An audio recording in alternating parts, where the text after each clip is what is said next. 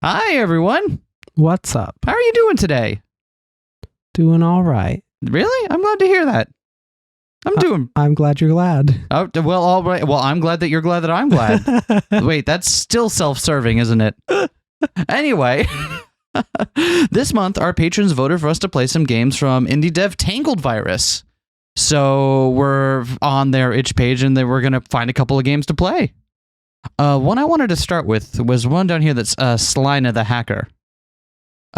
Slacker? Slacker is what I said. You can't prove that I said anything else. I definitely didn't have a cyberpunk Freudian slip.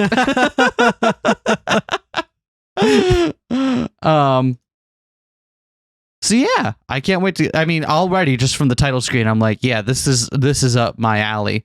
Gee, why did our patrons want us to play this? I don't know. I cannot tell from a glance. It's unclear. There's something to it, I think. It's just, it's got three colors, and like arranged in a bar pattern. I don't know about it. I don't recognize it.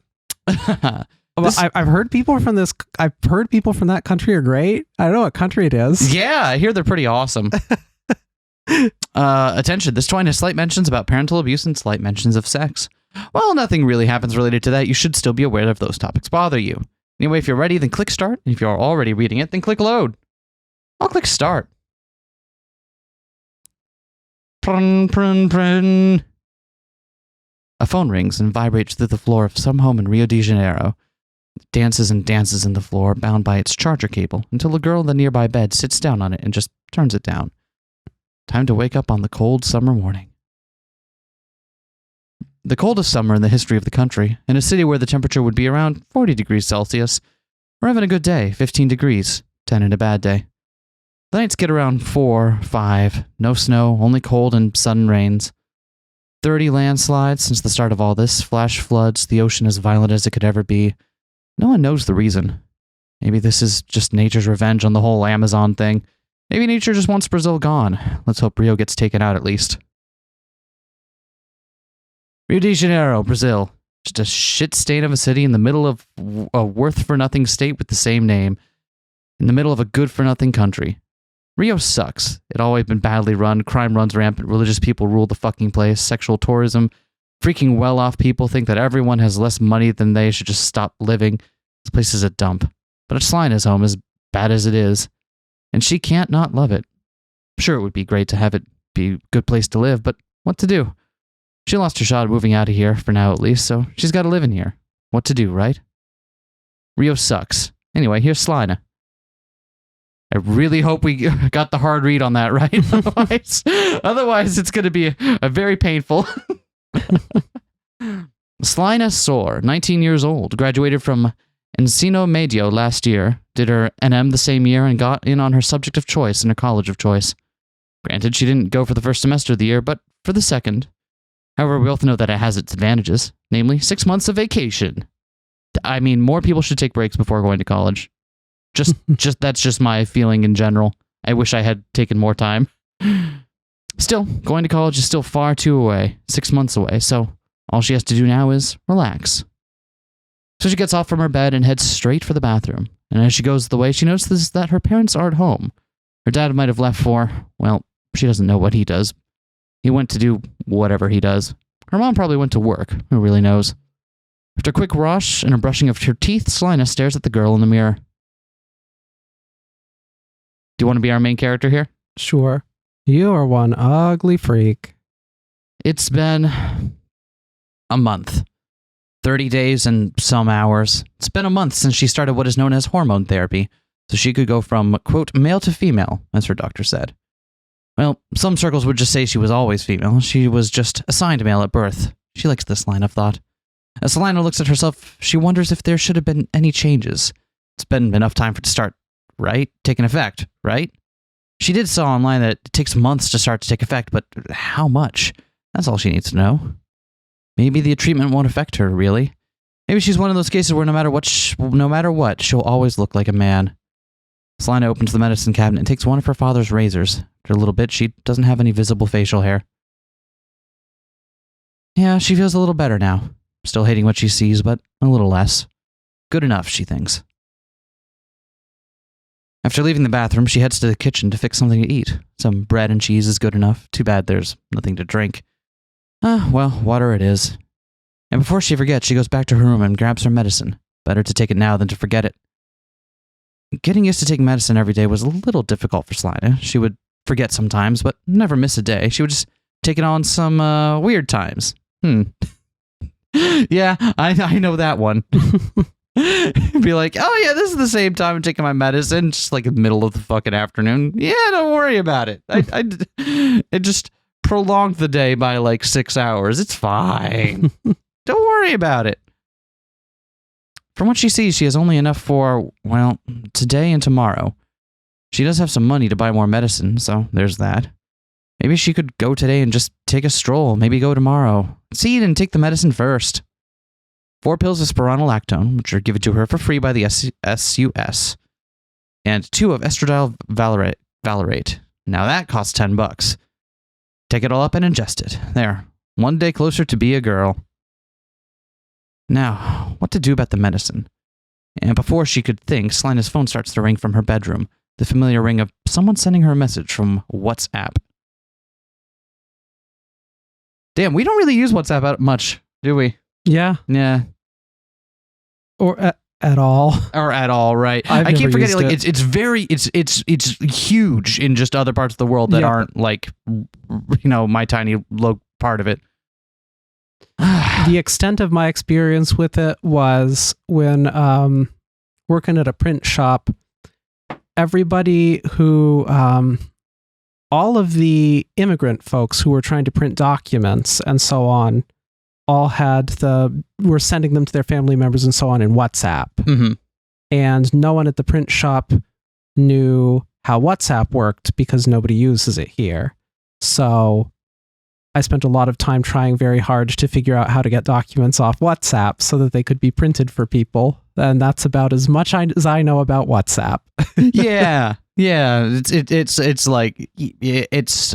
like important to know how it functions and get stuff off of it, I imagine, if you're moving documents and shit around a lot. Damn. She hates and loves this app. At least we can all be familiar with that one, right? Yep. Hates it because after it became big, it became almost an essential part of Brazilian life, at least in the big cities. A free message app. People started using it for almost everything. You can even use it to order food. It's a cool little thing. The problem is how people use it. Prime example? Family groups. Many families make groups in the app so they can chat. It's great for sharing news or just to hear from a relative that is either traveling or just lives far away. Not really. Instead, these groups quickly become hubs for fights and a good reminder on why you don't like most of your family. Maybe this is Sláine's preconceptions taking over, but from what she knows of her family, who thought it was a good idea to make that group? She sure didn't. Now she wonders if the new message is from one of her aunts about one of her cousins. Oh, it's not. It's from her friend Lulu. Well, her name is Lucita, but come on, Lulu's much cuter. What does she want? You awake? Yeah, what up? Can you come over? That's not unusual. Every once in a while, she sends a sudden message like that after something happened. Maybe it's at night, maybe it's early morning, but it's always like that. Still, they could use an opportunity to talk about college. Lulu and Sláine did pass for the same college. They'll study different subjects, but they passed for the same college, so why not talk about it now? Lulu is the only person in her personal life that Sláine has come out to, and they've been friends since Ensino Fundamental, since they were 8. It's been a little more than a decade since they've known each other. What happened today? She hopes Lulu is okay, or at least safe-ish, or something close to that. One new message. Can you come over? It's nothing serious. I just want to talk with you and hang out. Well, this is reassuring. Still, should Sláine go? Well, on one hand, yeah, she could, but on the other hand, she could go and buy her medicine today. She doesn't know how much time she would spend at Lulu's place, and she doesn't want to be there in a hurry. Still, does she even want to go? Today could be one of those off days, and she just wants to be alone and do her thing. Even play some games, take a stroll around, watch anime.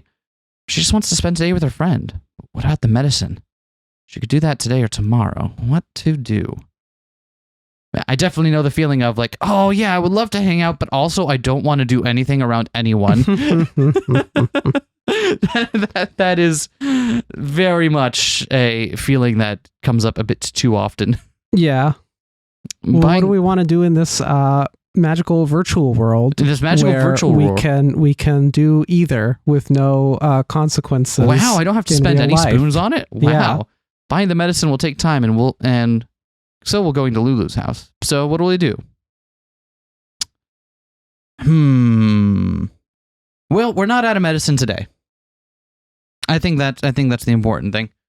And depending on like what my motivation for it was, like how difficult it was for me to kick my own ass and get out there to do it, I might then prioritize it. But you know what? I think we'll go to Lulu's house today. All right. Why do today what you can do tomorrow? That's what your grandfather would always say, and he was right. Granted, he was drunk and had nothing left to his name, and then he joined the Universal Church of the Kingdom of God. Now that is a fate worse than death. Sláine shivers when she thinks about it. Still, her grandfather was right. Why do today what she can do tomorrow? She can wake up early tomorrow, then head to the clinic and grab her medicine, then buy the rest of it. Simple and easy. Now let's go for Lulu's house. But before that, Sláine needs to change, and so she does. Aw, yeah. I like our grin. Nothing beats the old combo of hoodie, server trunks, and flip-flops. About half our audience is in this photo, and they don't like it. I don't think I ever quite grew out of the hoodie and sandals part of it, though. And now to Lulu's house. Getting out of her apartment and building all Sláine needs to walk is to walk, really. It's a good half an hour till Lulu's, but the bus would take more time, so why not just walk? Just a good walk through the neighborhood till we get there. Sláine's neighborhood is, well, for the lack of a better word, let's use the term almost middle class. You know what the middle class is, right? Good. Now think of people that are on the cusp of being considered that, but just can't, nor will never be. It's a weird thing. There's residential buildings, there's businesses of many types, and you can even see some conveniences that middle class has access to, but that's it. It's almost always and never a reality. Does it matter? In a way, no. Still, Sláine has nothing against the place. She even likes it. The problem is the people. She just doesn't like most people here. Maybe Lulu is the only exception. So let's take a look at the two main types of people that live here. Beginning from the top, you have traditional Brazilian family composed of a mom, a dad, and up to 2 kids. They're usually Christians, vote on the right, hate leftists, meaning anyone they don't like, and love seeing people from the favelas being killed. But then anyone in a favela is a criminal, no exceptions. Anything else? Let's see. The father either works in a business or is active in the military, has a mistress young enough to be his daughter. The wife usually has an affair too, and if the kids are gay, well, they won't have a mom and dad to come back to after coming out. That's Sláine's family. Then we have the religious type. You know, the ones that live and die by the words of God. Not all of them, just the ones their pastors say are valid. They hate everything and they think it goes against the laws of God, even if it doesn't make sense. And they'll do anything for God if their pastor says it, even if it doesn't make sense. They dress all the same, they talk all the same. They're all the same person in a way. They would be sad if they weren't so sure that God loved them. Then we have the rest, the people that have actual lives and things to get worried about, like Lulu. Maybe that's why she dislikes people in here. Who knows? Anyway. Well, here we are, small villa, good 30 minutes walking from Sláine's house. She buzzes the number 9 and waits. Hope she listened to it. Hello? It me. It me. The door then quickly opens with a buzz. Sláine takes it as the cue to come in, as is custom. Lulu's villa is small, only 9 houses, and not big houses at that. They're cozy, though, so maybe that's a positive thing. And even before Sláine gets there, the front door opens, and there's Lulu. Feels good to have someone you like welcome you home. They hug and hug for a while. After releasing each other, they enter the house, and it's as if the house was hers. She just plops down on the couch like a sack of somewhat old potatoes and gazes at Lulu. Sup? Lulu sits on the floor next to the sofa and smiles at Sláine. Hey. Lulu's smile and voice are soft and delicate. She is delicate, like a little porcelain doll, but that's only her appearance. To Sláine, Lulu's like the ocean. Beautiful, welcoming, but also powerful, and something that can't be treated lightly. You good? Please say yes, thinks Sláine. No, I don't want to be alone. Sláine's smile disappears after that. Why can't Lulu be happy, she thinks. Your dad or your brother? She really doesn't remember their names. She does hate them. Both. They're traveling for work. Tears start to form on Lulu's eyes. Sláine moves and wipes the tears off them. I'll stay as long as you want. Just let me go grab my shit later. She sits normally on the couch, and Lulu sits near her. Of course. Of course. With that said, Lulu appears more relaxed now, as she is bound to be when Sláine is near her. Do you want to talk about it? She never does, but Sláine still tries. She never forces herself on her issues. The last thing she wants is to make her uncomfortable. It does work sometimes, and there have been changes, slight as they are.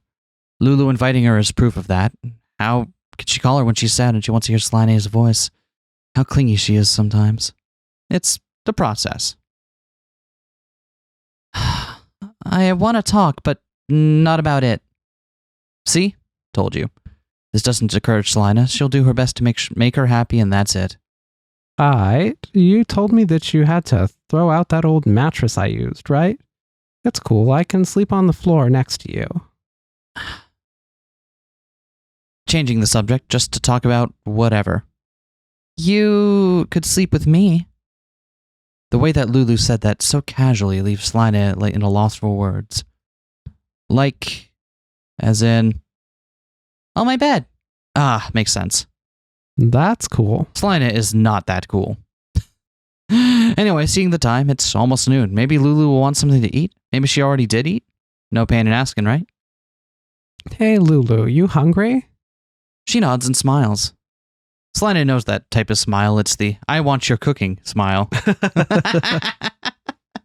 Yeah.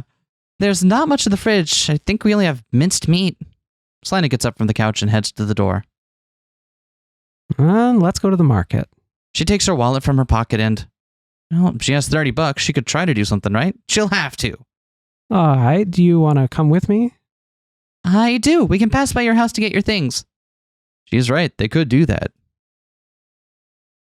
Then the two exit the house, and then the villa, and head first to Sláine's house. Unsurprisingly, the walk feels faster with the both talking through it. And you know what? Both Sláine and Lulu like this.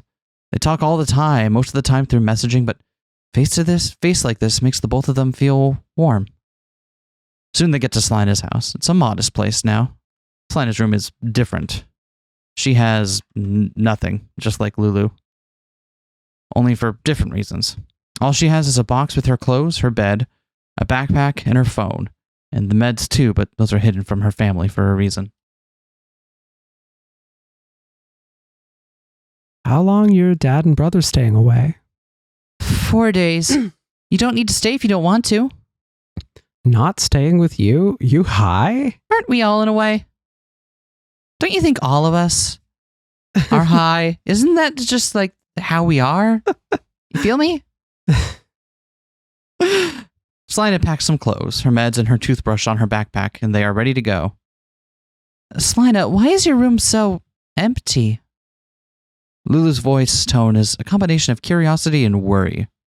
My parents have the habit of wrecking my stuff when they get pissy, so I just stopped having things.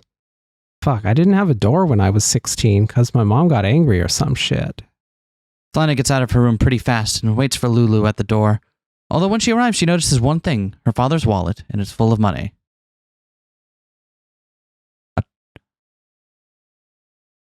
Let's see.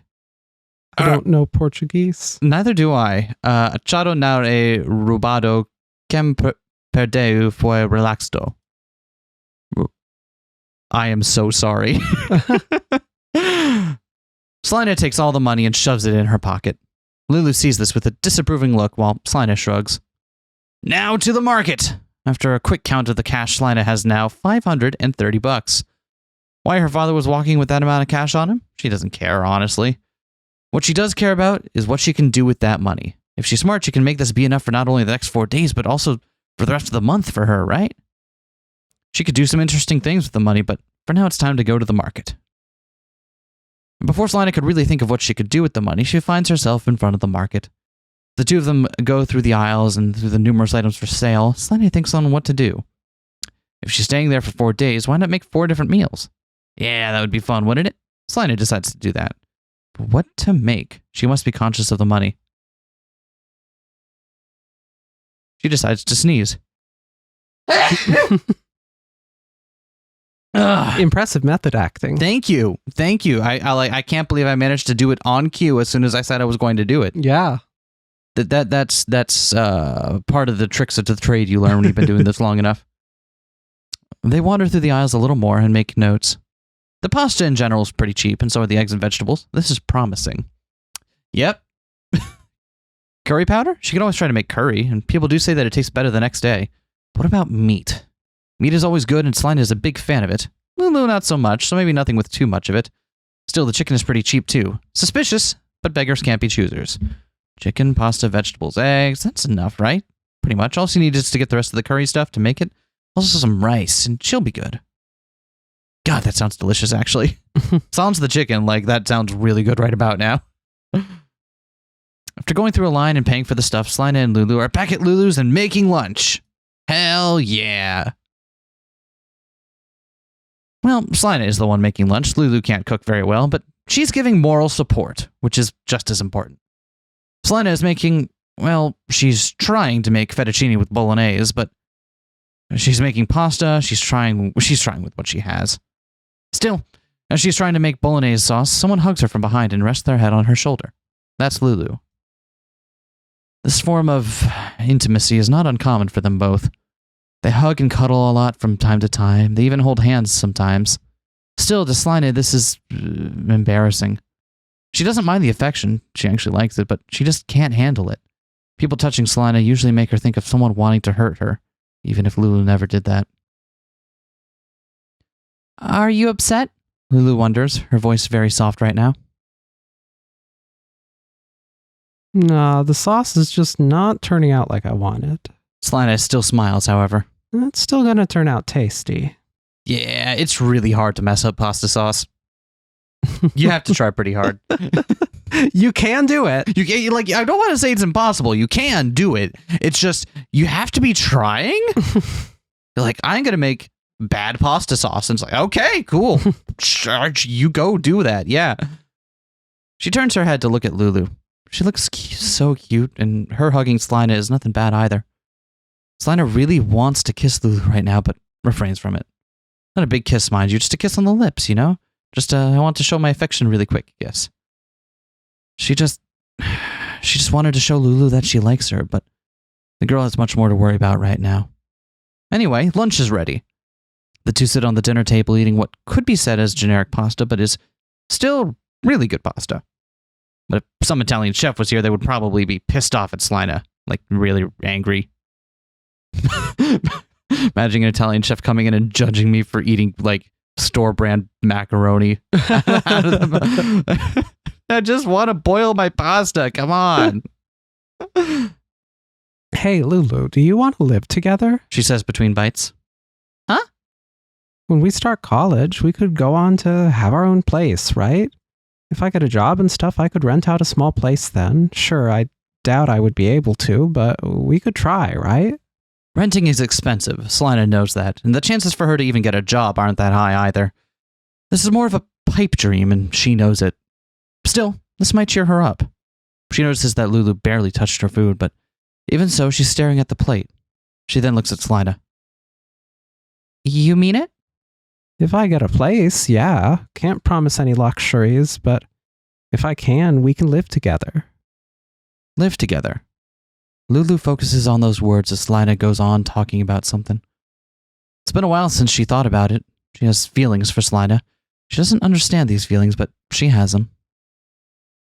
Lulu never had an interest in men. She liked and preferred the companionship of girls, and that's it. And then she learned to fear men. Irrational fear? Not really, considering everything. And then she met Sláine. Granted, when they met, everyone still thought she was a boy, but to Lulu, there was something different in her.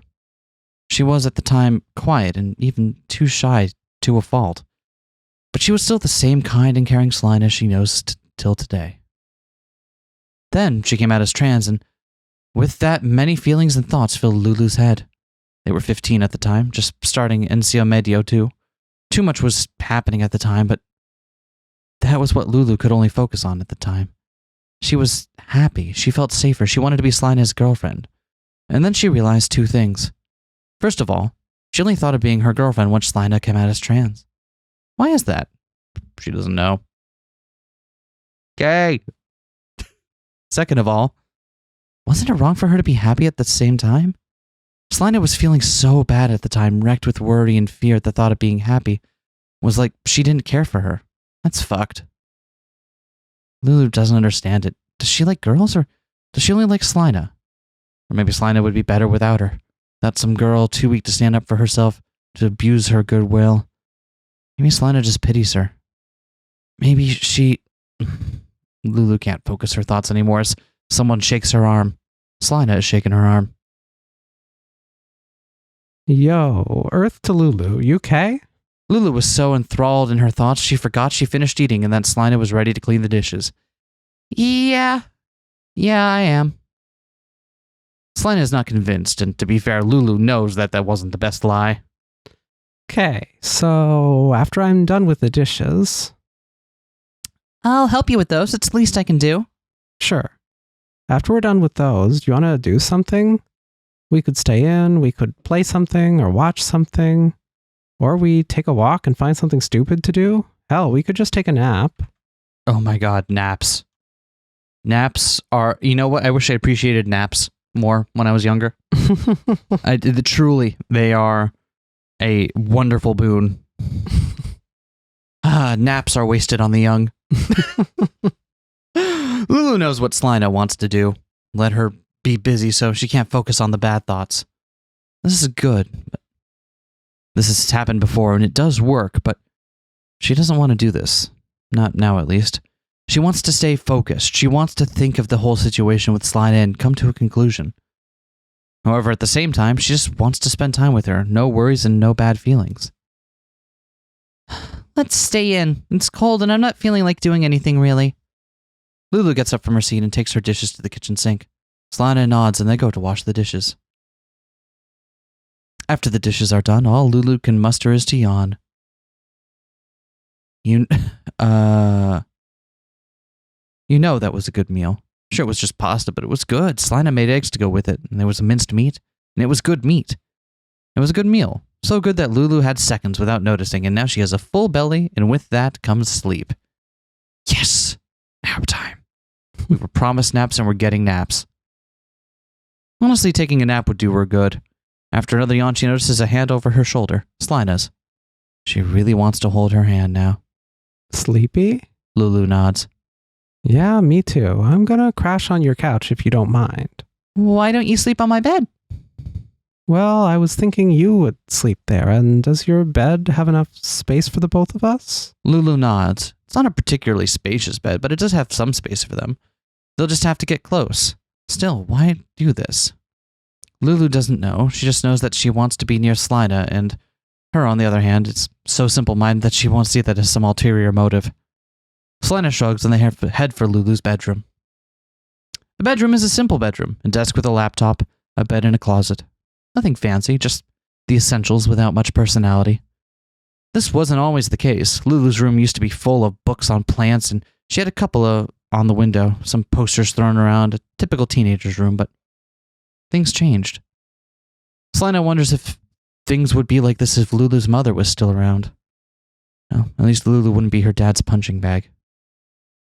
Lulu's mom, what was her name again? Sláine can't remember it still. That woman had it tough with Lulu's dad. The bastard would do even worse than he does with Lulu. He never hit her, not from what she knows. He would just use words. He would diminish her, make her feel like crap. Verbal abuse, as they call it. And then one day, when Lulu and her brother went to school and Lulu's dad was out working, she just packed and disappeared. She left a note saying why and saying sorry to Lulu and her brother, and she just couldn't take it anymore. She could have at least taken Lulu with her. Sure, that little would have left Sláine with no friends and stuff, but hell, Lulu's happiness is more important. Between you and me, if Lulu wasn't there for Sláine, well, let's just say Sláine would be a very different girl. Lulu lays down on her bed and Sláine uses the opportunity to charge her cell phone. Hey, wanna listen to something? They both have difficulty sleeping unless they're listening to something. Music, white noise, anything. Don't know how to relate to that. Oh man, I can't remember the last time I fell asleep without any kind of white noise. It's been a while. Sure, can I pick one of my playlists? Sláine shrugs. Sure. Then she starts to look for Lulu's phone. I'm gonna be honest with you. Feels like we're a married couple. In a way it does, at least for Lulu as well. You know what? Checks out. Checks out. Having been married for what? 3-4 years now? Yeah. Yeah, checks out. There's no lie here. It's very domestic. There she goes again with those comments. Do you see yourself with someone in the future? Lulu stares at Sláine as she questions her. The other girl looks up and then down while she ponders.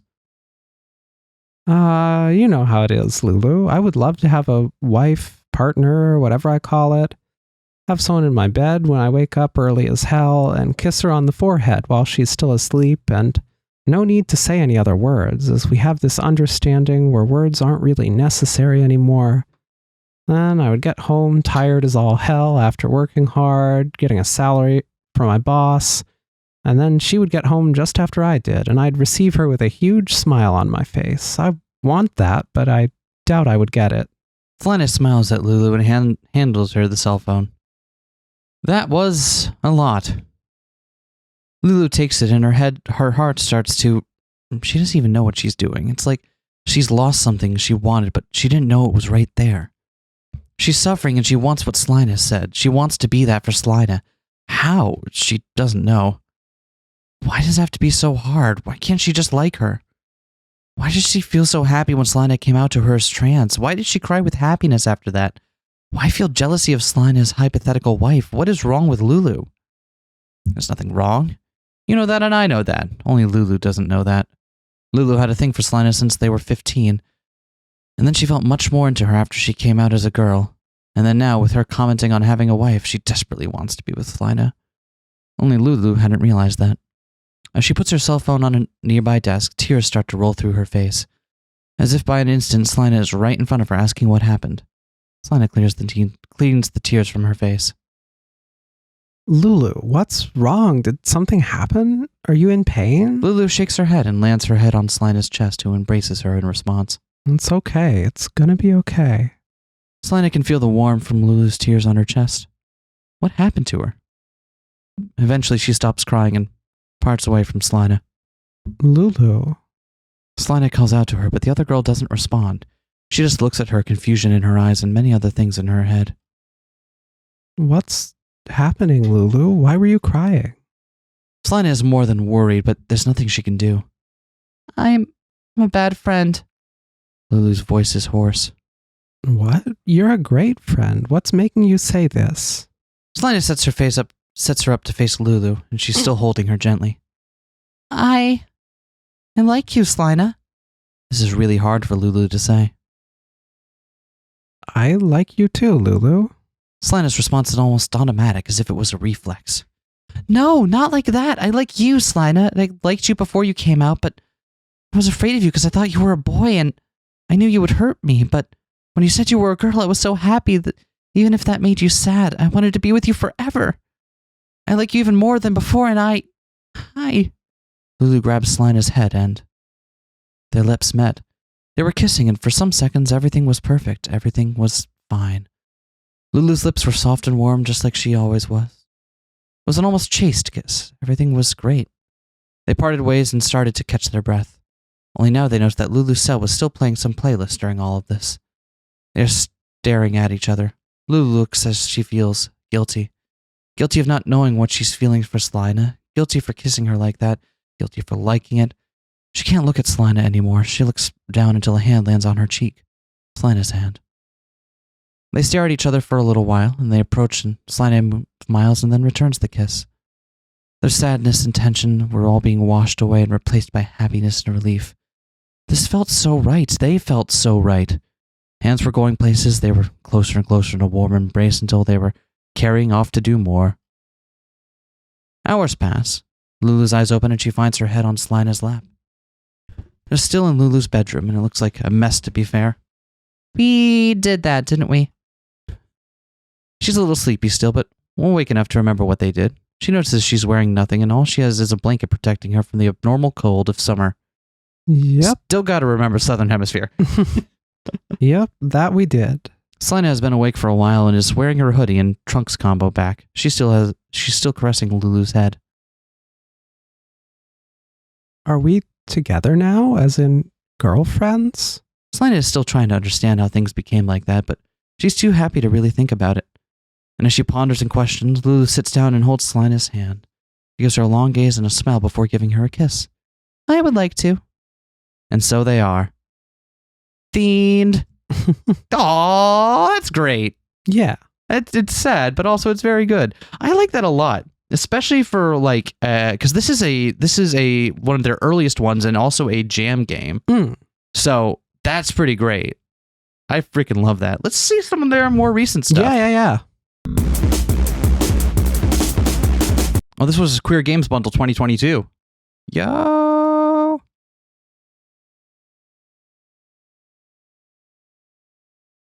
More Yuri. Yes, please.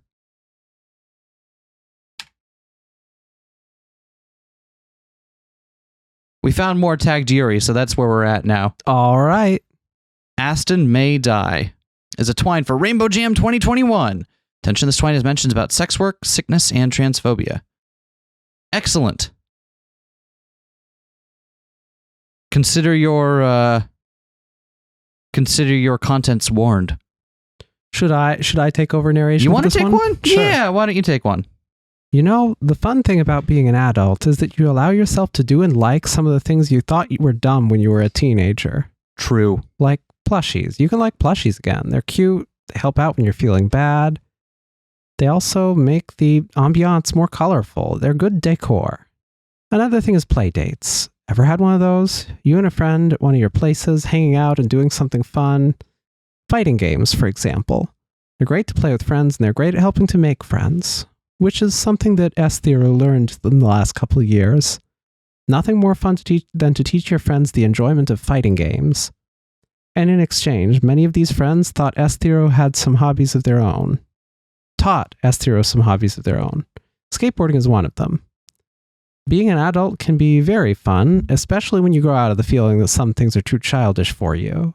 Yet. True story. True story. That is very relatable. I only started playing fighting games this past year.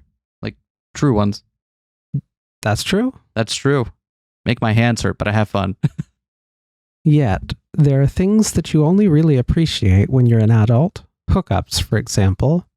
You meet someone nice, you have some fun together, you two fool around once. Maybe it becomes a regular thing, maybe not. In the end, it's still fun. It's fun to be close to someone like this. It's nice. Makes you feel good. Still, like with everything, it has its downsides.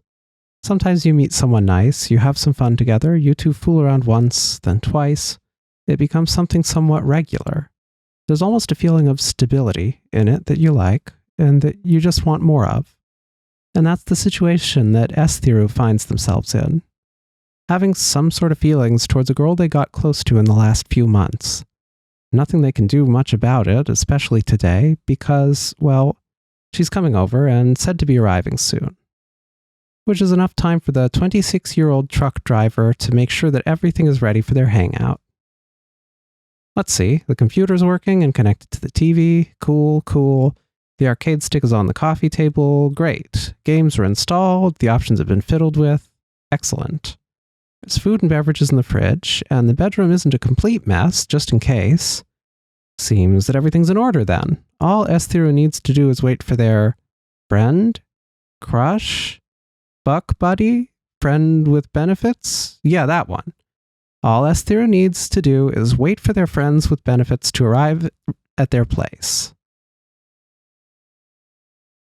What do you think's their fighting game of choice? I'm gonna guess KOF. I don't know stuff about fighting games. Guilty Gear. I only know that one because you play it and it has the dolphin lady. It does have the dolphin lady. She's got very strong upper body strength. Esthero's place is like them, simple with no big issues. It's an older apartment with a lot of windows, a somewhat big living room, and a small everything else. The kitchen, bedroom, bathroom, all small, but that's not an issue for Esthero. They like it that way. The location's also pretty good. They can go walking to their job. There's a supermarket with a bakery nearby, a couple of bus stops not that far from the subway or a train station. It's pretty neat overall. The best thing about it, though, is that it's close to a cute little lesbian bar. Nice place to meet people, bring a date to. The owner is nice, too. That is a good perk. Although, I want to point out, we moved in very close to a gay bar that turned out to be a bad decision. But that also only existed for like a fucking year. Yeah, it was a really weird flash of the pan thing that no one really liked because they managed to piss so many people off. Yeah. Here. Anyway. They spent the rest of the evening talking about one too many things, but neither really cared. It was just fun. Topics went from music to fashion, then sports to politics, to how much they want to kick the president's ass, to somehow a very specific 2003 movie, to then politics again, and for it to end on them talking about bar food. Turns out that Não Me Esquece doesn't have the best food. I apologize in advance for my Portuguese. I have no idea. You did a better job of being confidently faking it than I did. Which is not really a problem, but come on. Sometimes you want to eat a little thing here and there while chatting with friends. So the owner asked me if I could help her out, if I knew anyone that could cook for the bar. It'd pay well, she said. Oh, this is not me. Maybe it's me? Who's going to voice Aston? I'll be Aston. So the owner asked me if I could help her out. If I knew anyone that could cook for the bar, it would pay well, she said. Aston says as she eats a French fry. So I present to her to this friend of mine, also a pro and a great cook. Esthero nods. Turns out they're exes. Esthero shook their head. Really? And you didn't know? Aston shrugs. Nope, just a big-ass coincidence. She chews. Anyway, things got pretty tense. Those two really dislike each other. Esthero nods and starts chewing on a French fry. Which is understandable, so I just went on a tirade about karaoke. What? Esthero's expression is one of complete confusion. Yeah, and I may have also suggested to have it on the bar. Aston smiles. Esthero smiles as well. Oh, that was you? Aston, that was a really good idea. It's always a busy night in there when it's karaoke night. Which is an understatement. Shit! The bar gets so popular during karaoke night that the owner is even considering some renovations. We made it like 10 minutes in before I accidentally talked over your narration. I'm sorry. It's okay. I forgive you. I'll put a quarter in the stole Vivian's narration jar. Wasn't expecting it to be that popular, but damn, who doesn't like a good sing-along? Aston says while sounding rather content with herself. All Esthero did was laugh at that. And that's how they met all those months ago. That night led to some interesting things. It led them to have sex in the bar's restroom. It led to them exchanging phone numbers. A week later, it led them to start hanging out together, especially after Esthero started messaging Aston on WhatsApp. It led to them hanging out in parks while doing errands, even going to the beach despite the cold. It led to a lot. It also led to Esthero taking Aston to a LAN house that is kind of far away from their place, but also kind of close to it. Just because Aston said she likes fighting games. They went to a weekly meeting where people just come and play together for an evening. It was fun, and Esthero let Aston use their arcade stick whenever she played. So that broke my brain because I forgot LAN parties existed. Yeah, I kind of forgot that those were a thing. Like, I remember, because they're not, it's, at least in our corner of the world, it's not as big anymore. It really had its heyday around mid-aughts. Yeah. I still remember the last LAN party I ever went to. Yeah? Yeah, it would have been in my sophomore year of college. So that would have been like either late 09 or early 2010. I think late 09. And we played Counter-Strike. Nice. And I am not good at Counter-Strike. And that was that. No one ever did one again. Oh, man. My last one was in high school, actually. It was a big deal. We got a whole bunch of people over and playing Halo. Halo 2, I believe. A slightly less classic, but still a classic. Halo 2 is better than Halo 1. That's not even, that's not contentious, right? We all agree on this? Right? Like it's one of the classic truisms about video games. The sequel is always better than the original. More often in video games than in any other medium. Sequel's always better, huh? More often than in any other medium. Bubsy 2. I'm sure it was better than Bubsy 1. I mean, all right. You would have to find someone who had played both. And I think the pools of people who had played either of them are small enough that you wouldn't be able to. Woo! That night ended with Aston watching Esthiru and some others playing a game she never saw before, and from the looks of it, she liked it. Once they were leaving, after the meeting was over, Aston asked a question. I read ahead. What game was that? Melty Blood, Esthiru responded. Want to go to my place sometime and play it? I can teach you. There's this one cat that makes really annoying sounds. I want to play the shitty little cat. Who doesn't? Who doesn't? Bad news about the remake. They'll put her in. They better. I won't play Type Lumina unless they put in the shitty little cat again. They can put Saber in it. They can put the shitty cat back. Aston responded to that with a big grin. That's all Esthiru needed, really. And here we are today, with Esthiru sitting on the couch waiting for their friend. Well, she said she'd send a message when she was close, so nothing to do but to... Esthiru's phone rings. They take a look at it, and it's a message from Aston. I'm on your street, she says. That's enough to make Esthiru get up from the couch and leave their apartment. After going down the stairs and leaving their building, Esthiru finds themselves waiting. Not long after, they see her, Aston going down the street. She sees them too.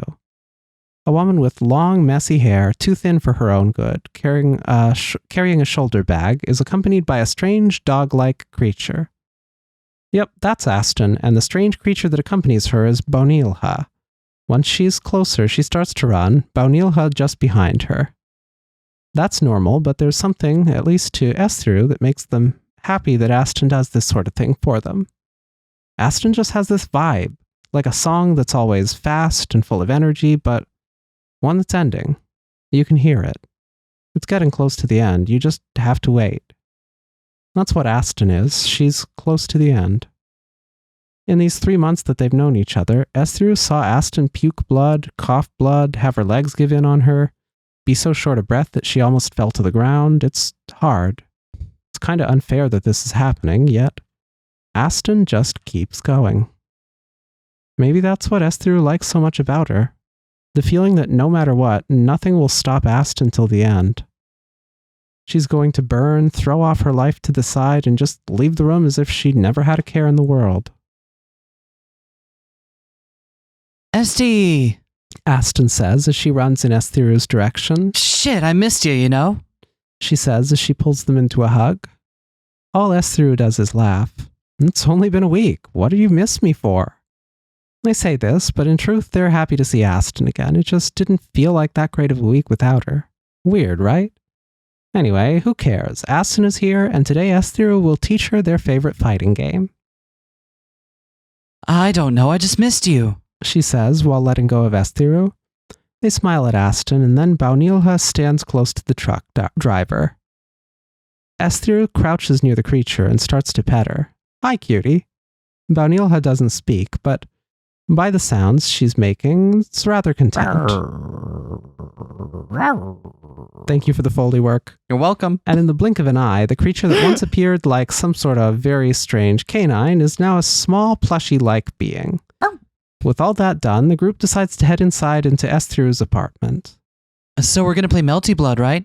Aston asks as they go up the elevator. Esthiru nods. Yep, and if we get tired, we can watch some movies too if you want, or do something else, whatever you want, they say. The elevator stops and the three of them leave, heading down the hallway to Esthiru's apartment. Aston smiles. Cool, I know what I want to do. Esthiru looks at her. Really? They say. Strive. Have you seen Testament's new character design? It's phenomenal. Fair enough. What? Aston asks. Esthiru decides not to answer her and just opens the door to their apartment. Plus, they just added biking. What about Baunilha? We'll be playing. What'll she do? Esthiru asks as they close the front door. Aston looks back at them. Didn't I tell you? Esthiru shook their head. All you told me was, don't worry about it, they say. Well, I've been having Baunilha work on their quarter circle inputs. They can consistently get a Hadoken out now. I'm thinking of just having them take off from me, you know? Aston leads the small creature to the living room and crouches. She takes her shoulder bag, and from there she takes out a smaller bag. Ah, my bad. I brought her building blocks, so she's set for life. Aston then opens the smaller bag and gives it to Baunilha. Esthiru looks at the scene and asks, wait, she has toys? They approach both Aston and Baunilha. Sure, she has. Why wouldn't she? Aston responds while Esthiru sits down near Baunilha. Every time I saw her, she was in like that weird dog form of hers, or just sitting quietly on your lap, or taking a stroll by herself, Esthiru says. Didn't know she had that side to her. Aston laughs as she pets Baunilha. She's like a little kid sometimes, likes some toys, is scared of thunder, likes when I read her bedtime stories. That last part makes Esthiru smile. The image of Aston reading a book to Baunilha is a cute one.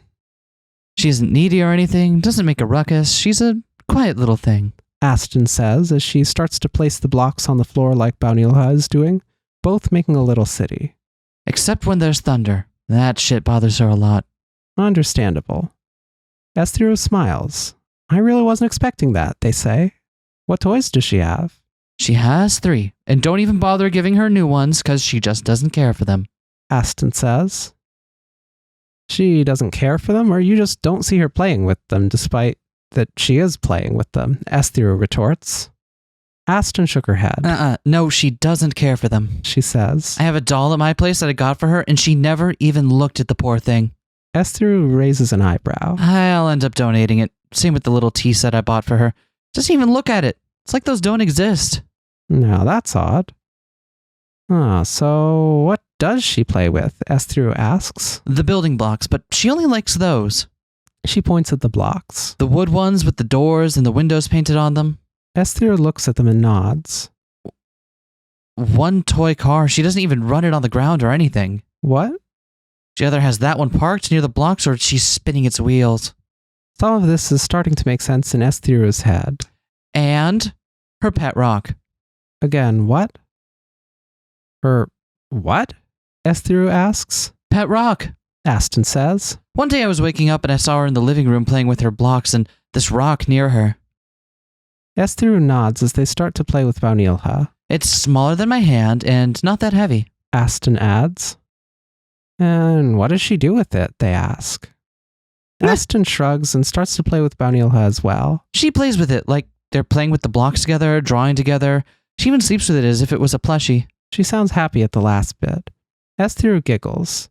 That's pretty adorable, they say. I think so too. Aston responds, this time making a small tower of wooden blocks. Esthiru helps Baunilha make, well, something out of wooden blocks. You know how she found it? They ask. From what I got from her, she went to take a walk after I came back from work, and she found it and brought it back with her.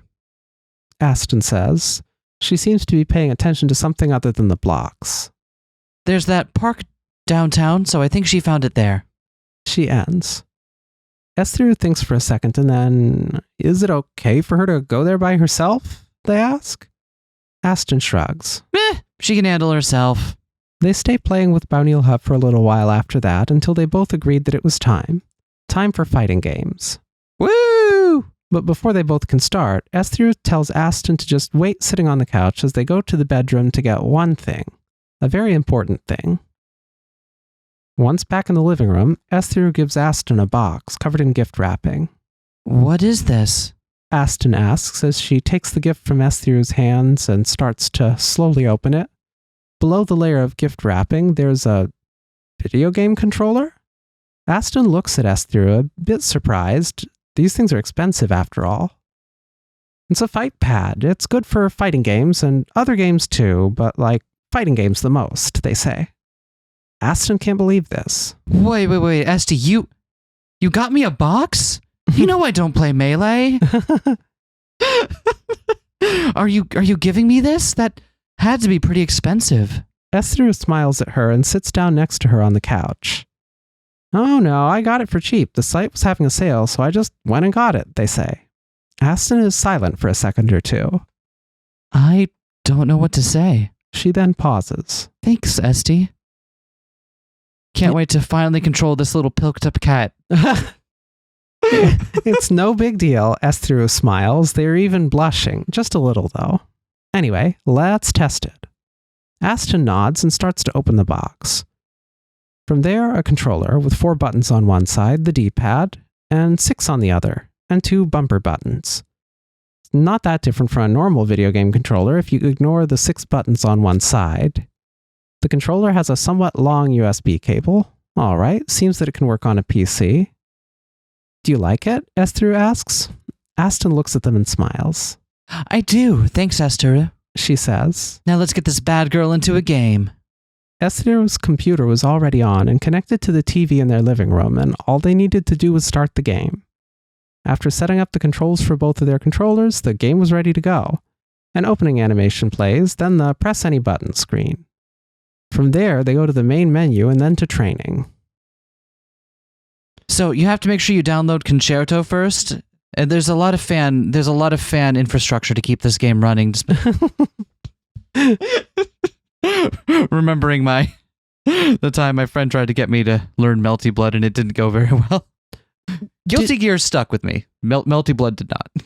Did you ever get Melty running? I did get it running. We did get it. It just wasn't connecting with me as my first fighting, my first like true 2D fighting game. You know. Well, I'm glad you found one instead of giving up. Yeah, I was a smasher for my entire life until that point. Don't judge me.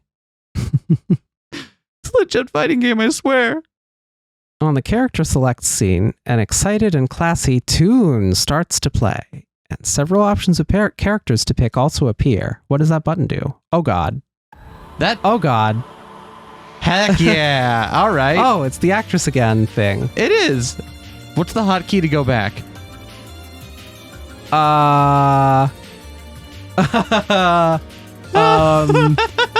Is there a back button on your mouse? I believe there is. Hold on.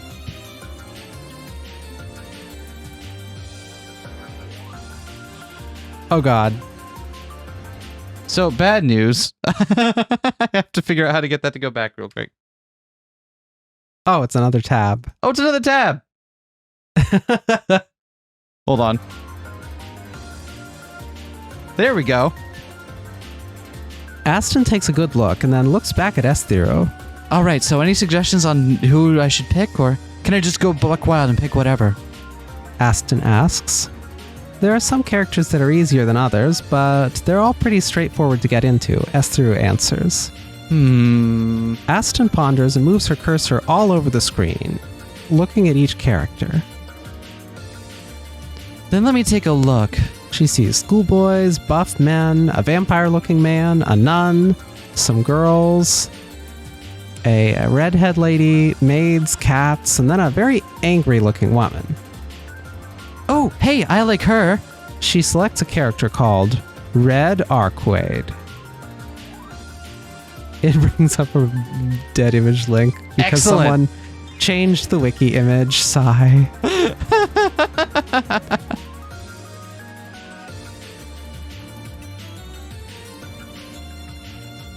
She seems to have some rancid vibes, and she has a long skirt. Total asshole. I like her. Hell yeah. Well, I got the right vibe of her character correct. Even if she didn't wind up going with the tiny pilk cat. Aston says as she points at the screen. Esther nods. She's one of the recommended characters for beginners. You should go for it. She selects the character, and a menu to choose which style the character will use appears. Okay, let's go then. Which moon should I pick? A full moon, Esther says. Being reminded of a list of characters that are easy to learn in the game. Okay. Aston nods. Once they select their characters and the match starts, Aston spends some time getting to see her character's moves. Once she feels comfortable, Esther starts their teaching. So I'm not going to go over buttons and stuff, because you played the game once, so you know that, they say. But just to remind you, you have 3 buttons, A, B, and C. They're your light, medium, and heavy moves. You also have a special button in D, but that's not an attack. They continue. Most special moves have an EX version, you just put the motion with C. Aston nods at that, and Esther continues. When you're in full moon style, your super meter goes up to 300. You can also charge it by pressing A, B, and C at the same time. Aston nods to that, and she starts charging her super meter until it goes up to 300. Once there, the bar goes orange, and the word max is written on it, while the meter slowly decreases. Okay, so once my special bar gets full, I just go into max mode, and then that just decreases the bar until it hits 0. Aston says. Esther nods. Yeah. And all of my red life comes back. I do more damage, and EX moves cost less. Aston notices as she starts to hit on Esther's character. That's right, Esther responds. Aston takes a look at them. Cool. Anything else? You get a super move. That has the same input for everyone. It's a half circle forward with C. Aston nods. Let's try it out, Esther says. God, half circle inputs are my bane. I hate them so. I am not good at half circle inputs. They are so... Too many things have to happen in too short a span of time. I like games that I can play on a keyboard where there's one button for every different thing that needs an input. Why can't I just hotkey that, right? Yeah. Aston then charges her meter once again, and once it's on max, she inputs the move and her character raises her hand high, summoning a large and slow-moving meteor. A couple seconds later, the meteor hits the ground, causing a flash of white to appear on the screen while damaging Esther's character. Ah, shit. This is so cool. Aston says excitedly. Right, Esther responds. Oh, by the way, because your character's moon is full moon, you can get into heat mode when you're at max mode, they add. It's like double max mode?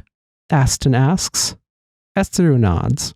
Pretty much, you do more damage and your super gets stronger. Shit, Esty. This game is like the best stew ever. It has all the meat and potatoes. Aston declares. You liking it? Aston nods. Sure am. Cool, then try to hit me. Which Aston does, but once they do, before the attack connects, Esther's character moves her hand and a white light appears. Then nothing, as if Aston's attack didn't happen, which leaves the older woman a bit perplexed. Okay, what the fuck is that? She says. It's a parry, Esther responds.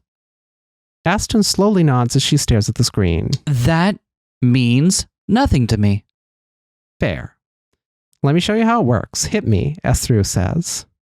The same thing as before happened. It's as if Aston's attack didn't happen. The fuck is that?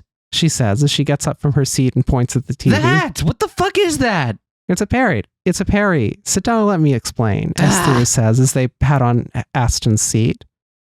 Okay, so when you press D, they say, with Aston paying close attention, the character does this little hand wave with the glowing light, right? Aston nods. Mm-hmm. That's a shield. Mm-hmm. Aston nods again. When your opponent attacks, you can, instead of defending, use the shield to, let's say, ignore their attack. Get it so far? So far, yes. I guess you have to do it standing or crouching depending on where the attack hits, right? Aston comments. Yes, just like defending, Esther responds. It also gives you more meter, they add. And because your character's in full moon, you can do a counter move called Shield Counter. Hit me again. Which she does, but once she does, Esther's character does a move that counters Aston. See, you can cancel that into an EX move or a super, so keep that in mind. Aston nods again, and she looks very focused. I just need to press D and it does shield. She asks. Esther nods. Yes. And I have to press it when my opponent is going to hit me, right? Aston asks. Esther smiles. Seems that she got it. That's it, they say. Want to practice it? Sure, hit me up, bestie. Aston says excitedly. What follows suit is a marathon of Esther hitting Aston at first, but then Aston being able to get the timing of their attacks. Esther then starts to mix standing with crouching attacks, which Aston then responds well to by shielding them, and eventually she does the counter shield, comboing into a special move and then into an EX move.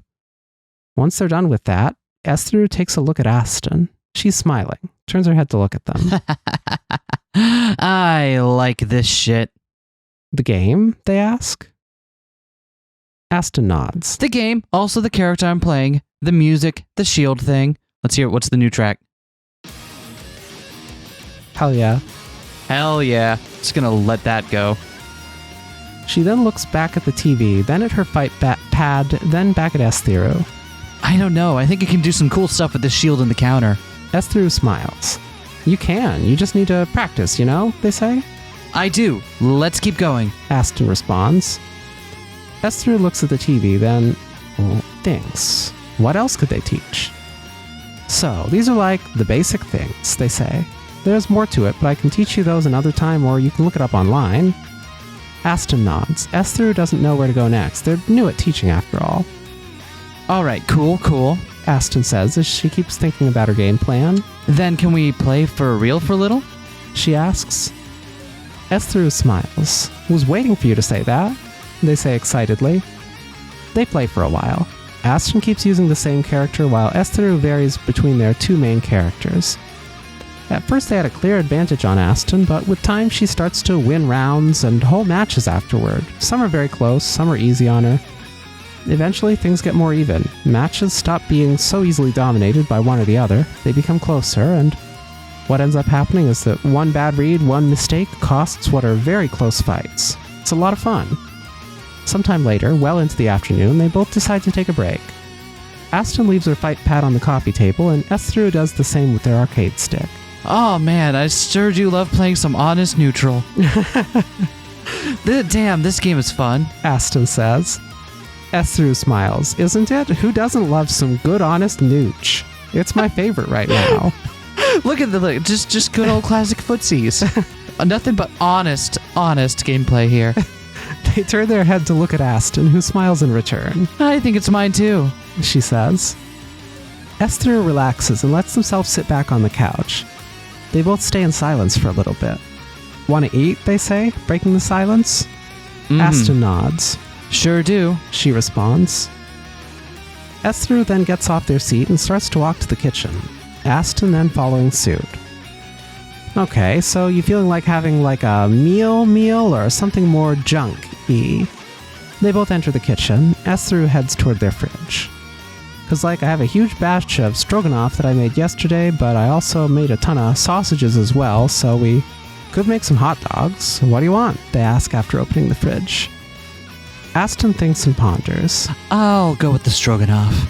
Esther with nods. a tall glass of pilk. It's spreading. Oh no. Esther nods, and from the fridge they get a very big pan full of chicken stroganoff. They put it on the stove. They go back to the fridge and get a pan full of rice from it. Want French fries with it? They ask. I can make them. Aston responds. Esther nods and hands her a plastic bag full of potatoes. Getting lunch done takes a little time after that. Aston peels and chops the potatoes in little wedges, while Esther reheats the honestly too big for them batch of chicken stroganoff they made and the rice. When Aston is ready to fry the potatoes, they get a frying pan ready with vegetable oil, and while they wait for it to get hot enough to put the potatoes in, she seasons them. Alright. The track is fading out. Oh. Boop. Esther, meanwhile, is still getting the stroganoff and the rice ready. Once the oil is hot enough, Aston is very careful to make sure she doesn't burn herself, or Esther for that matter. Nothing happens, and soon the fries are ready and the rest of the food as well. I'll take the rest of the fries out of the oil. Can you get bonhila on the table for me? Aston asks. Esther nods. Sure, they say, and go to the living room where Bonhila was still playing with her blocks. They crouch and watch her as she plays without a care in the world, and after a bit they poke the little creature in the head. Bonhila turns to look at Esther. Let's have lunch? Bonhila nods, and then she follows Esther as they go back to the kitchen. Once there, they notice that Aston already put some plates on the table and the fries on a smaller plate nearby. Esther doesn't waste time and goes to help her. So, how much does Bonhila eat? Esther says as they put the pan full of stroganoff down on the table. Aston follows suit with a pan full of rice. Aston then starts to arrange the plates on the table. A spoonful of rice and one of stroganoff is enough, she says. That surprises Esther. Not much, huh? They say as they grab the utensils. Aston sits down at the table and helps Bonhila up on the table. Of course not. Look at her. She's a tiny little thing.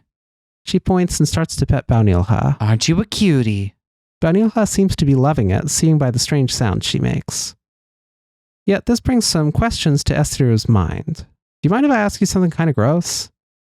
Go for it, Aston says. Is she trained? Esther tries to sound as subtle as they can. But Aston doesn't get it. Huh? Trained for what? Toilet stuff, you know? Esther responds. Now Aston gets it. That she doesn't do that, she says, and Esther just doesn't believe it. Okay, so her stomach is probably a black hole or something. She just never pisses, she never dumps, she just eats and drinks. Okay, this makes some sense, Esther thinks. Pretty much the perfect life form, if you ask me. They have to agree. That seems pretty perfect.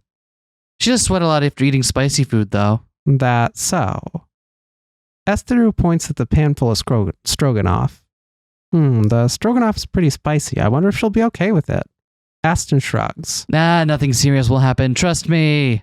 Aston says as she starts to serve Bonhila some food. After that, they go on to enjoy a hearty meal. Aston is at least enjoying it a lot. Esty, this is great. Where'd you learn to cook like that? She asks. I just started following some recipes online, Esther answers. I'm glad you liked it, though. Aston smiles at them, and Esther does the same in response. Best scrub I've had in a while, she says. What is this again? They ask. Chicken stroganoff. I made it pretty spicy, so I'm glad you liked it. Well, to be honest, Esther makes everything, and I mean most meals that aren't supposed to be sweet, into very spicy affairs. Still, they're glad their friend likes it, and from looking at Bonhila's reaction on the table, they can see that the little creature is also enjoying it. Do you like it, Bonhila? Bonhila? Aston asks the little creature as she pets her. Bonhila simply makes some indistinct, nonsensical sounds that sound happy and satisfied. Mom! Oh, I'm so glad. Aston responds. You can have more if you want, Esther says, both of you. Aston nods and takes on the spoon to serve herself more food. Just a bit more, thanks. She adds. Bonhila, you want some more too? The little creature nods, and Aston gets another spoonful of rice and another of stroganoff on her plate. All right then, here you go. Bonhila starts to dig in. Say thanks. Aston interrupts her. Bonhila looks at Aston, then Esther, and then... Thanks, Esther. What? Bonhila says without difficulty, but in a very strange way. Esther was rather impressed. Maybe it's time to come clean. I don't know what kind of creature Bonhila is. Yeah! Oh, they say, as they look back between Aston and Bonhila. Aston smiles as she eats. Neat, huh? How did you teach her that? Esther says, still not believing what they just saw. Bonhila eats happily. Aston eats more. Gonna be honest, one of these days I just wrote some words on a piece of paper and tried to teach her. Esther nods. And then she started doing that. I just went along with it and started teaching her. Esther thinks. It's not the best form of communication, but She stops. if something happens, then she can at least say something. Makes sense. And Esther finishes their meal. After being done with eating and washing the dishes, the trio finds themselves back in the living room, lazing around. Aston and Esther cuddling on the couch, and Banilha playing with her blocks. The time of my people will come soon. It's good, and being close to Aston feels good, Esther thinks. It's all very good. They also feel very sleepy. Maybe going to the bedroom would be a good idea? Well, it would, but they know how things would end up if they invited Aston to the bedroom. Very little sleeping would happen. This is not a bad thing. Esther likes it a lot, especially with Aston, but maybe just napping would be good enough. What will Esther do? So you know what? You know what? Mm? You know what? What? I want to go with team take a nap here Okay. because I've been wanting to nap all afternoon and I haven't gotten to. And this makes me very sad. So I would like a vicarious nap, please. Okay. They decide to stay like that, cuddling with Aston, with the girl they like in their arms. So Esther closes her eyes and rests on the couch, with Aston resting her head on their chest. The only sounds in the room being their breaths and Banilha playing with her blocks. The other side has become overcrowded. The dead will have nowhere to go. This feels good. If they open their eyes and look straight ahead, they'll see the window and the sky behind it. The cloudy, dark sky has been cursing the country since the year started. If they look down, they'll see Aston resting her body on theirs, her warm, too thin to be healthy body that Esther likes so much. If they look to their left, they'll see Banilha playing with her blocks, building and rebuilding cities, putting the blocks in the little purse she uses to keep them, and then out again to make a city. Esther is happy. That's what they want. Aston here safe and sound, Banilha with them playing and being happy, a little family of sorts. That would be good. Yee. I like your chest. Aston says sleepily while Esther runs their fingers through her hair. Thanks, Esther answers. Did I ever pay you back for helping me when I was recovering from top surgery? What's there to pay? She says. Like, I just helped you out a bit. Which is true. Nothing she did was big or even important. You did a ton for me, Aston. She didn't. Esther just isn't used to people being that nice to them. I want to pay you back for it.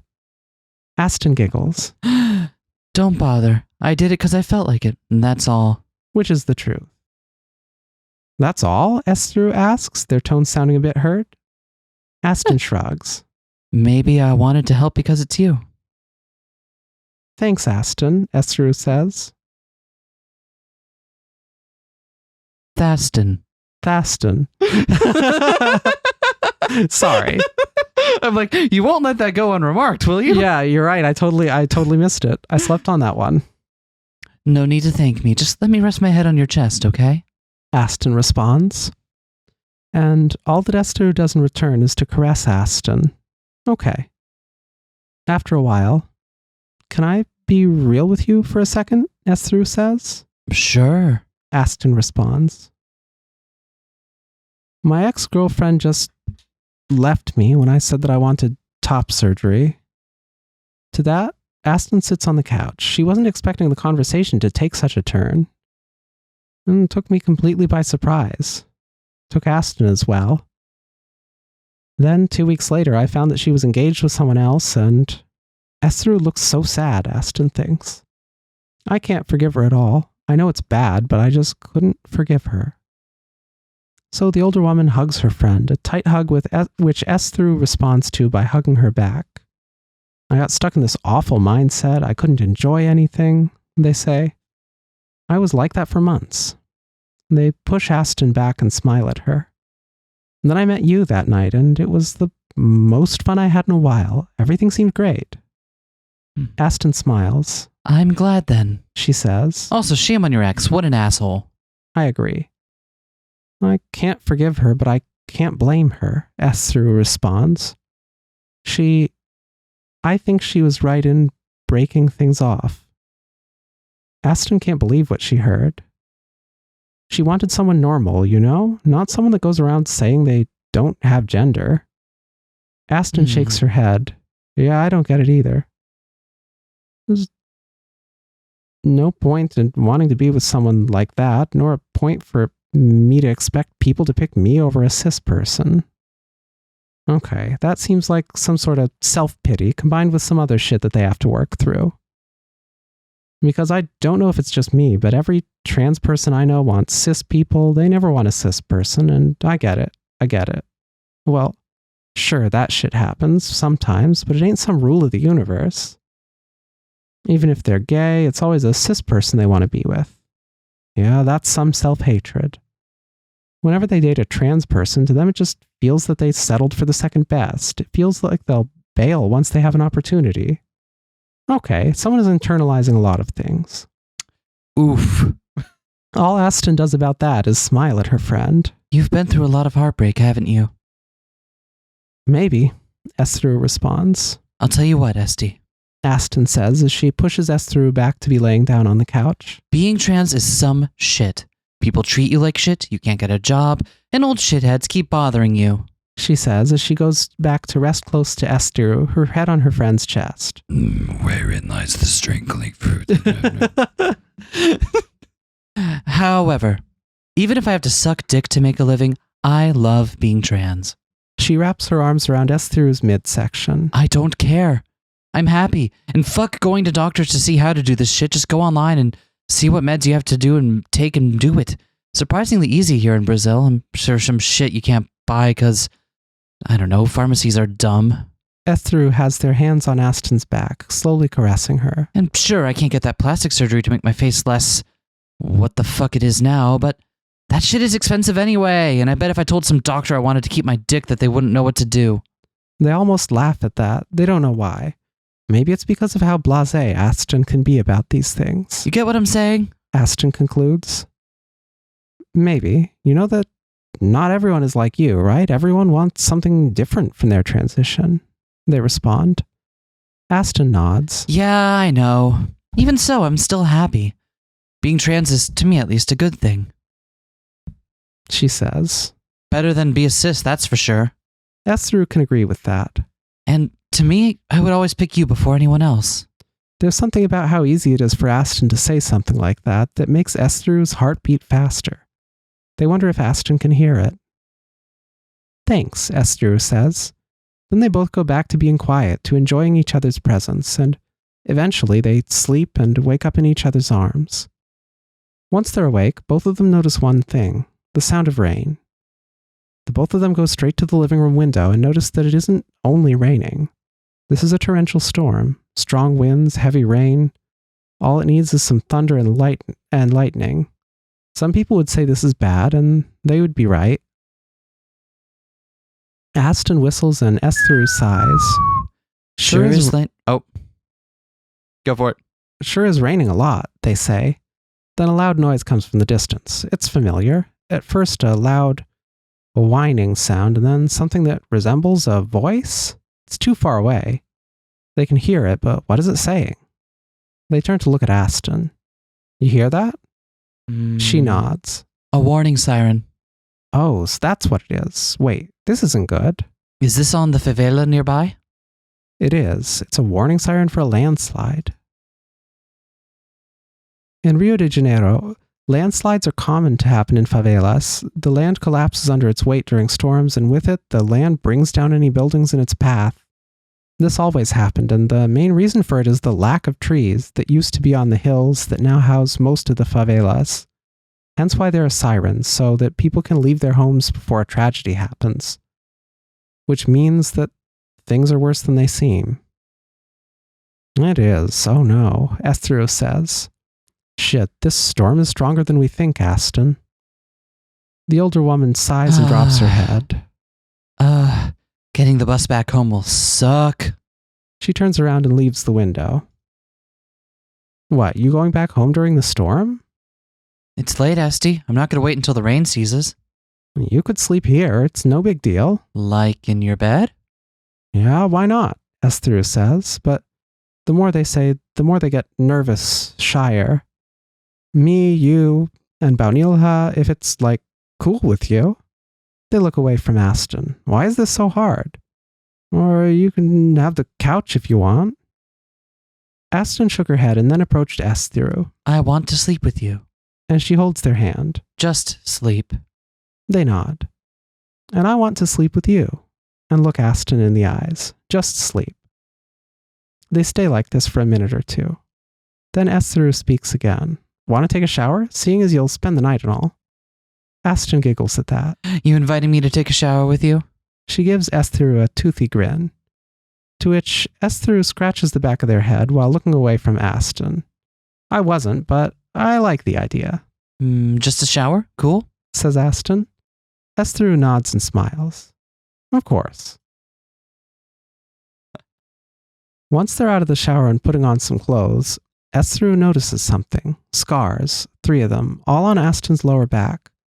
How they never noticed it is a question for another day, but they do wonder what's the story behind them. They choose not to comment on it now. Mind if I stay in my panties, they say, and try to ignore the scars? Aston turns around to face them. She's still drying herself with a towel. It's your place. Do whatever you want. Ever the rude one, aren't you, Aston? I'm trying to be considerate, says Esther. To that, Aston giggles. Sure, you can be in your panties. They both finish drying themselves up, and Aston asks, Mind if I do the same? Esther nods. Not at all, they say. And while they start to use the hairdryer, they notice Aston's pensive look. What? Would it be a bother if I gave Baunila a shower? She asks. Esther shakes their head. No, I'll help you. Once Baunila has transformed into her bigger, more deadly form, What? Esther starts the shower. I feel like there's lore here about Yeah, Baunila. I'm very concerned about this Behold being. the sweet fish river running through my beloved I have hometown. a feeling that that maybe this is not a being that should be kept as a pet, whatever Baunila may be. Cold water, Aston's orders. Hey, Aston, they ask as the older woman helps Baunila to get soaked in the water. Yeah? She says. Esther crouches near Aston and then points at Baunila's back and the very long straight line of a scar she has on the back. What's the story behind the scar on her back? They ask. If you don't mind telling me, they add. Aston shook her head. That ain't a scar. And while she looks for the liquid soap, she adds, You know that I bring her with me when I'm working nights, right? Esther nods and brings the liquid soap to Aston. I do. The older woman then starts applying some soap to her hands. Sometimes I have clients that decide to be a problem and beat me around. So, Baunila, She stops. do you mind if I use the bath sponge? Esther shook her head. Not at all. They respond. What does Baunila do? They ask as they get Aston the sponge. Aston giggles and starts to apply the soap to her hands on the sponge. Okay, first thing, she bites the fucker, usually on the leg. Sometimes in the arm. She then starts to scrub Baunila with it. From the sounds she's making, Baunila might not enjoy the experience. Alright, and then this scar on her back opens, like, literally. That surprises Esther. Hands open it like it was a purse, and arms carrying knives and scissors come out of it, and they just start stabbing. Okay, they weren't expecting this at all. Also, sometimes Baunila just starts shredding people with her internal teeth. Esther looks at the creature now sitting under their shower as Aston scrubs her full of soap. Honey, you've got some knots. Oh.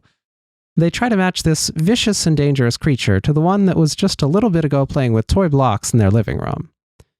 It's a bit disturbing. Oh, Baunila is a bit... They try to say something. Aston giggles. You could say it. She's a fucking killing machine when she wants to. It's a blunt way of putting it, but yeah. Wasn't going to say it like that, but she is, Esther has to admit. Aston nods to that as she starts to rinse off the soap from Baunila. Not gonna lie, the first few times it happened, I was scared as shit. It's a pretty graphical result once she's done with people. Not surprising. But it's hard to be scared of her because even like that, she still acts like herself. Esther nods to that. You may say that I got used to it. Seems so, Esther thinks. There is a debt to be paid, and it will be paid in the blood. Anyway, they don't know how to feel about, well, they're glad that Aston has Baunila to keep her safe if something happens, but that still leaves a bad feeling in Esther. They know that the older woman doesn't have many choices right now but sex work, but being in the streets can be dangerous, and Aston has shared stories where she was arrested or almost hurt by people because of it. There should be an alternative. Wait, Esther thinks. There is. Have you ever thought of doing camming? Esther asks as Aston turns down the shower. My phone is pretty shit and the camera sucks. Aston says as she points to the hairdryer. Esther gets it for her. So you did think about it, they comment. Aston nods and turns on the hairdryer. Sure did. Camming, making videos, taking pics, all that is easier than working nights. She starts drying Baunilha, the creature sounding satisfied with it. At least to me anyway. She adds. Also, I can do it at home and sleep at a reasonable hour, and I have some dildos and some other toys that I know for a fact people like watching the ladies use those. Baunilha turns so Aston can dry her right side. Oh, you're being very, very good, aren't you now? I would do it. I just need a decent camera or a phone with a decent camera, but those are expensive, she says. Esther goes quiet at that. They both do. Soon Baunilha is dry and back to her smaller, kinder form. I'm going to buy a new phone soon. I just need the money, but you can have my old one if you want, Esther says as they leave the bathroom. The camera's quite good, they add. Aston nods at that and lets Baunilha on the floor. Finally, my freedom. You aren't saying that just because you want me to start camming, are you? Esther nods. I am. I get worried, you know? And you can't blame them for that. Aston lets out a small laugh and rests her back on the wall. You know, just being visibly trans in Brazil can get me killed, Aston says. Anyway, answer my question. I am thinking of getting a new phone. I need one with a longer battery life because of my job, Esther says. And I'd keep my current one with me just in case, but it has a very good camera, so it could help you, they continue. That's all. Fine, but I'm buying your old phone, Aston answers. Esther, not understanding why their friend is being like this, asks, why? I'm not some charity case, Esteru. The older woman says. I like what we have. I like it a lot, but if this becomes some sort of thing where you're pitying me and giving me things because you think I don't know how to take care of myself, then I'm out. She gets closer to Esther, and that's the first time that the truck driver ever saw her this serious. You already gave me that fight pad, and I bet that shit was expensive, even if there was a sale. Is Aston upset? Esther just wanted to help. That's all they wanted. That's a lie, they admit. They wanted to help Aston by giving her a phone. They wanted to give Aston the fight pad because it was actually cheap, and it's just like her, acid green and pink all over, but maybe they did something wrong. And yeah, no shit working nights waiting for civvies to come is dangerous. No shit I want to do camming, but I gotta be smart about it. It doesn't just become a job overnight. It's more about it's about more than just having a phone with an okay camera. You have to think logistics. Esther looks away from Aston, and the older woman gets closer, almost touching Esther. Sorry, they say. Aston holds one of Esther's hands. No need for apologies, and thank you for the fight pad. That meant a lot, really. Then why can't I give you my phone? Esther adds. I told you, I don't want what we have to change to become some sort of relationship where you feel sorry for me. Aston says, her face close to Esther's. I have been saving some money for a phone, and I've got around $500. Once you get your new phone, I'll pay you, she says. Esther looks at Aston. I don't need the money, they say. You can just keep it. Aston stops and starts to caress Esther's face. Why don't we use that for a date, then? Esther's eyes go wide. I'll give you the money, and we can use it for something fun.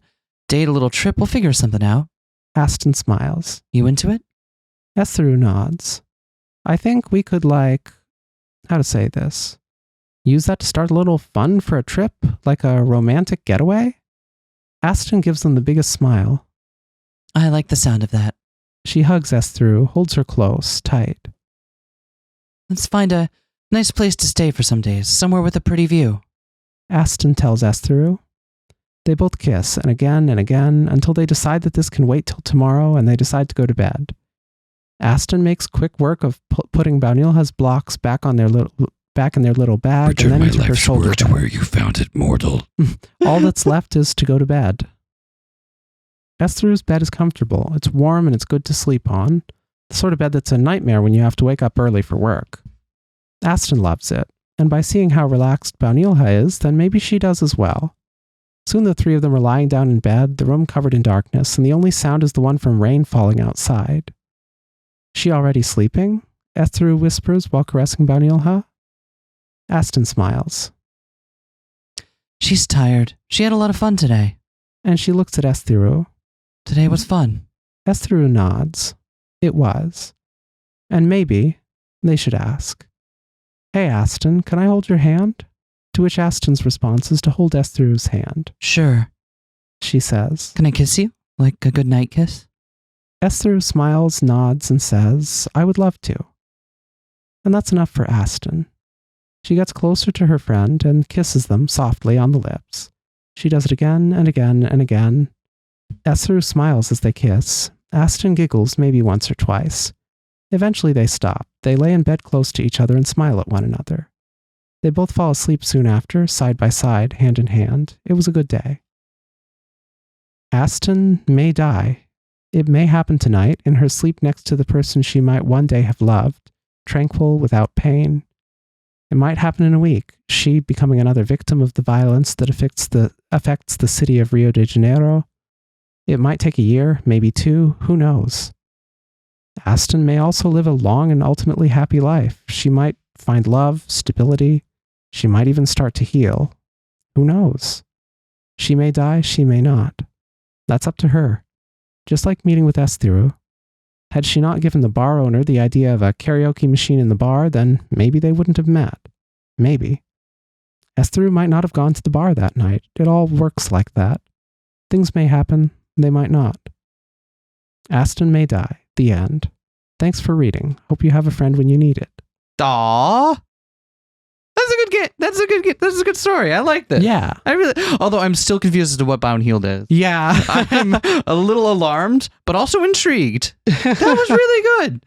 And that was only like 2 of, hold on. Let me pull this back up again. Because they've got a ton of, look at this. They've got a veritable treasure trove of more Twine stories on their itch page here.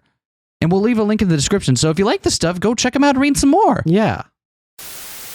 Thank you again to all of our patrons who selected TangledVirus for this month's patron selection. Every month, the people who support our channel get to vote on a creator for us to feature. And if you want to support us at patreon.com/8pr, you can do that too. You also get access to a bunch of Patreon exclusive episodes, including the monthly Patreon potpourri, which you get to see a month before it goes available on the main channel, and the Patreon exclusive Let's Play of Ace Attorney that we're doing, which is currently in the middle of Game 2, which is a lot of fun. We'd also especially like to thank the patrons in our I'm Jacked In tier, including Alice Demore, Alyssa Clarkson, Chaplin, Mercury, Mosca Blanca, Reyna, Snowflurry, The Fighting Doll, and Wheelbaron. The support y'all give our channel means the world to us, and it's incredible that you still see the silly stuff we do and want to keep supporting that. So thank you, each and every one of you. We'll see you next month for more cool stuff. Ciao. Bye.